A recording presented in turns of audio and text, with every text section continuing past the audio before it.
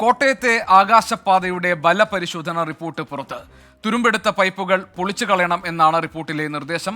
അതേസമയം ആകാശപാതയുടെ ചിറകരിയുന്നതിന് പിന്നിൽ രാഷ്ട്രീയമാണെന്ന് MLA തിരുവഞ്ചൂർ രാധാകൃഷ്ണൻ കുറ്റപ്പെടുത്തി. റിപ്പോർട്ട് നൽകിയ ഏജൻസികൾ സർക്കാരിന് കീഴിലല്ലെന്ന് മനസ്സിലാക്കണമെന്നാണ് CPIM-ന്റെ മറുപടി.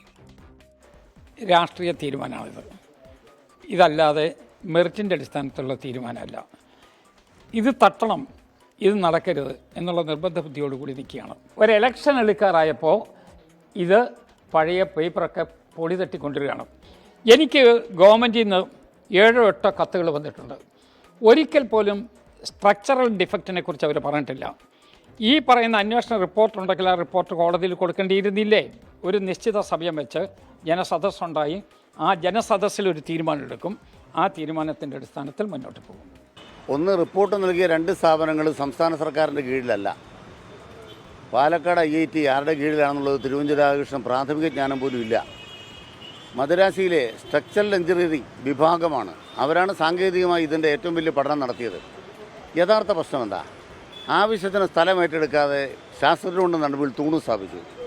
മേൽക്കൂര ഏച്ചുകെട്ടലായി. ഇതിനാർക്കാ ഉത്തരവാദിത്വം? നിർമ്മാണ വൈകല്യത്തോടെ ഇതാരംഭിച്ചവരാണ് പദ്ധതിയുടെ തടസ്സത്തിന് കാരണം. കേരള സർക്കാർ എപ്പോഴെടുത്ത നിലപാട് നിയമപരമായ കാര്യങ്ങൾ നടക്കട്ടെ.